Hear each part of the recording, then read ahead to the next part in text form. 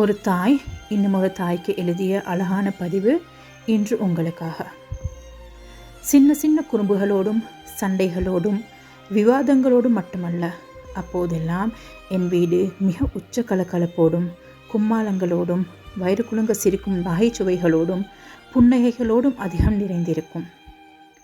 புத்தகங்கள் வீடு முழுவதும் ஆங்காங்கே எரியப்பட்டு கிடக்கும். பென்சில்களும் கொப்பைகளும் திரும்பும் இடமெல்லாம் அலங்கோலமாய் வீசப்பட்டு போய் காட்சியளிக்கும். கடந்த வாரம் துவைத்திருக்க வேண்டிய துணிமணிகளும் 2 வாரத்துக்கு முந்தி துவைத்தெடுத்த உடுப்புகளும் என் படுக்கையறை கட்டிலும் மேசைகளின் மீதும் குவிந்து கிடக்கும். அவர்களை எப்போதுமே நான் கடிந்து கொண்டிருந்தேன். அவர்கள் அலங்கோலமாக்கிய என் வீட்டினை ஒழுங்குபடுத்தும் வரை என் சத்தத்தால் அவர்களை சங்கடப்படுத்தியிருக்கிறேன். தினமும் எனது காலைகளில், அம்மா, எனக்கு தேவையான புத்தகம் ஒன்று இங்கு வைத்திருந்தேன், காணவில்லை என ஒரு பிள்ளை புலம்பும். எனது வாசனை திரவியத்தை யார் எடுத்தது என்று மற்றொன்று தொடங்கும். அம்மா, நான் செய்த வீட்டு பாட புத்தகத்தை கண்டீர்களா என்று அடுத்தது அலறும். ஐயோ, நான் வீட்டு பாடம் செய்ய மறந்துவிட்டேன் என இன்னும் ஒன்று ஒப்பாரி வைக்கும். ஒவ்வொருவரும் ஒவ்வொரு தடவையும் தாம் தவறவிட்ட விடயங்களை பற்றி என்னிடம் நச்சரிக்கும் போது நான் கூறுவது ஒன்றை மட்டும்தான். நீங்கள் எல்லோரும் வளர்ந்த பிள்ளைகள் தானே, நீங்கள் தான் உங்களுடையவைகளை பொறுப்பாக கவனமாக எடுத்து வைக்க வேண்டும் என்று. இன்று என் வீட்டு அறை கதவோரங்களில் நான் இன்று பார்க்கிறேன். என் கட்டில்களில் எந்த உடுப்புகளும் எரியப்பட்டிருக்கவில்லை. அது மிக அழகாக ஒழுங்காக இருக்கின்றது. எனது அலுமாரிகளில் ஒரு சில துணிகள் மட்டுமே வைக்கப்பட்டிருக்கின்றது. வாசனை திரவியங்களின் மனம் மாத்திரம் என்னை சுற்றியுள்ள காற்றில் இப்போது படர்ந்து விரிந்து கிடக்கின்றது. அவர்கள் எல்லோருக்கும் தனித்தனியான விசேட வாசனை திரவியங்கள் அப்போது இருந்திருந்தது. இனி அந்த மனங்களின் நினைவுகள் மட்டுமே என் வெறுமையான இதயத்தின் வலியை நிரப்பக்கூடியது என நான் நம்புகிறேன்.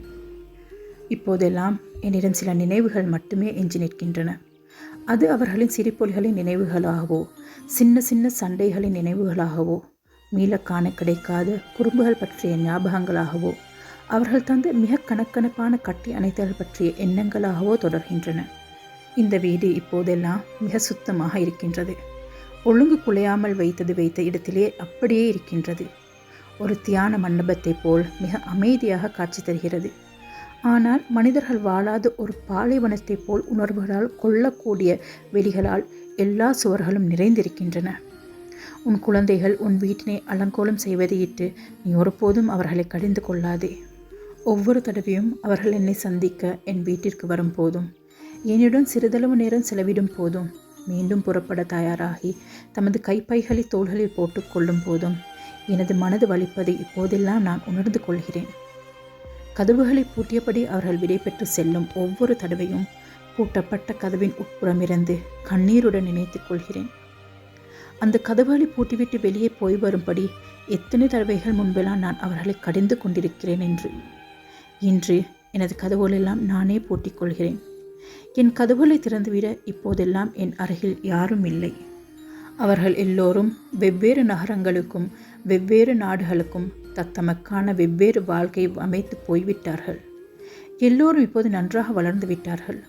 அவர்கள் எல்லோருமாக ஒன்றாக இப்போது இந்த வீட்டில் என்னோடு இருக்க வேண்டும் என்று என் மனம் இப்போது விரும்புகிறது. என் இறைவனே, அவர்கள் எங்கிருந்தாலும் அவர்களையும் அவர்கள் குழந்தைகளையும் பாதுகாத்துக்கொள். அவர்கள் சந்தோஷமாக வாழ வழி செய். உங்களுடைய குழந்தைகள் இப்போது இந்த சிறிய வயதில் இருந்தால் அதை அனுபவிக்க ஒருபோதும் தவறாதீர்கள்.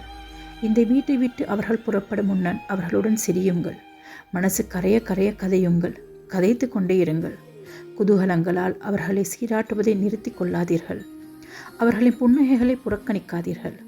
குறும்புகளோடு சந்தோஷிக்க தவறிவிடாதீர்கள். உங்கள் வீட்டை மிக விரைவாக அவர்கள் உங்களிடம் மீள கொடுத்து விடுவார்கள். ஒன்றை மட்டும் எப்போதும் நினைவில் வைத்திருங்கள். உங்கள் மனவாழ்வின் ஆரம்பத்தில் அவர்கள் உங்களோடு இருந்திருக்கவில்லை. இப்போதுதான் உங்களுடன் வந்து இணைந்திருக்கிறார்கள்.